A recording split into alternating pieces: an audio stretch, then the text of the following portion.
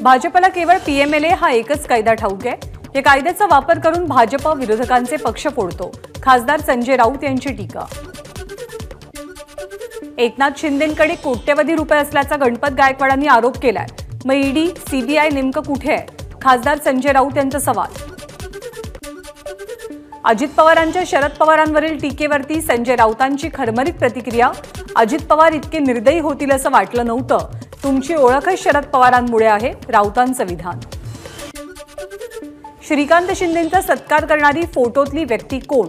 Photo tweet करत संजय राऊतांचा गृहमंत्री फडणवीसांना सवाल। सत्कार करणारी व्यक्ती समजली की गुंडशाही पोषणाराही कळेल, राऊतांचा हल्लाबोल। छगन भुजबळांचा राजीनामा मुख्यमंत्र्यांनी स्वीकारू नये। भुजबळांचा राजीनामा सरकारने स्वीकारल्यास ओबीसी समाज रस्त्यावरती येईल, राष्ट्रीय ओबीसी महासंघाची भूमिका।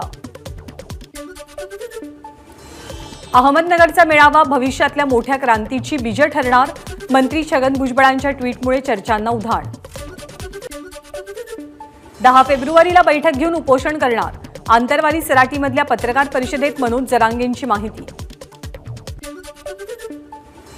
राज्यातील काही जण सरकारची सुपारी घेऊन बोलतात, मनोज जरांगेंचा आरोप। राज्य अभियंता संघटनेचं मुख्यमंत्री, उपमुख्यमंत्री आणि राज्यपालांना पत्र।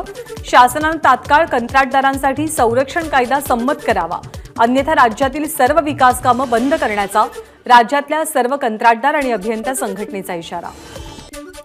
इस्लामचे मार्गदर्शक मुफ्ती सलमान अझहरी यांना अटक। जुनागडमध्ये केलेल्या वादग्रस्त वक्तव्याप्रकरणी गुजरात एटीएसची कारवाई। इस्लामचे मार्गदर्शक मुफ्ती सलमान अझहरी यांना अटक। कारवाईनंतर पोलीस स्थानकाच्या खिडकीतनं जमावाला शांत राहण्याचं अझहरी यांचं आवाहन। मुंबईच्या घाटकोपरमध्ये सध्या शांतता, कोणत्याही अफवांवरती विश्वास ठेवू नका, पोलिसांचं नागरिकांना आवाहन। इस्लामी धर्मगुरू मुफ्ती सलमान अझहरी यांना ताब्यात घेतल्यावरती घाटकोपर पोलीस स्थानकासमोर गोंधळ घालणाऱ्या त्यांच्या समर्थकांवर गुन्हे दाखल। आतापर्यंत 3 जणांना अटक, इतरांचा शोध सुरू। सावित्रीबाई फुले पुणे विद्यापीठात ललित कला केंद्राच्या तोडफोड प्रकरणी पीएसआय गाडेकर निलंबित। हलगर्जीपणाचा ठपका। पुण्यामधल्या ललित कला केंद्रातील नाटकाच्या चौकशीसाठी समिती स्थापन। निवृत्त जिल्हा न्यायाधीश पानसे या समितीचे अध्यक्ष आहेत। 1 महिन्यात चौकशी करून अहवाल कुलगुरूंना सादर केला जाईल। ललित कला केंद्राच्या तोडफोड प्रकरणी भाजयुमोच्या 10 ते 12 जणांवर गुन्हा, तातडीनं जामीनही मंजूर। उद्धव ठाकरेंच्या रत्नागिरी सिंधुदुर्ग दौऱ्याचा दुसरा दिवस। कणकवलीमध्ये थोड्याच वेळात पत्रकार परिषद, तर राजापूरमध्येही सभा घेणार। आमदार लोक गोळीबार करतायत, गृहमंत्री देवेंद्र फडणवीस आहेत कुठे? उल्हासनगर गोळीबार प्रकरणी उद्धव ठाकरेंचा सवाल। पंतप्रधान नरेंद्र मोदींना घराणेशाही नको, मग नारायण राणेंच्या घराणेशाहीचं काय? राणेंची घराणेशाही मोदींना चालणार का? घराणेशाहीवरनं ठाकरेंचा टोला। नारायण राणे शिवसेना सोडून गेले नाहीत, तर त्यांना बाळासाहेबांनी लाथ मारून बाहेर काढलं। उद्धव ठाकरेंची नारायण राणेंवर जोरदार टीका। उद्धव ठाकरेंची आमदार वैभव नाईक यांच्या घरी भेट। यावेळी वैभव नाईक आणि कुटुंबियांकडनं उद्धव ठाकरेंचं स्वागत। राज्य सरकार फेसबुकवरून चालणारं सरकार नाही।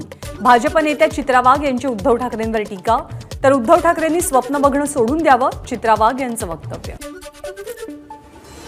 उपमुख्यमंत्री अजित पवार आज जयंत पाटलांच्या बालेकिल्ल्यात। इस्लामपूरमध्ये अजित पवारांकडनं मोर्चे बांधणी सुरू। राष्ट्रवादी कार्यालयाचंही उद्घाटन करणार। उल्हासनगर गोळीबार प्रकरणाची गृह विभागाकडनं चौकशी। भाजपचे प्रदेशाध्यक्ष चंद्रशेखर बावनकुळेंची माहिती। घडलेली घटना दुर्दैवी, पण घटना लपवता येणार नाही, बावनकुळेंचं विधान।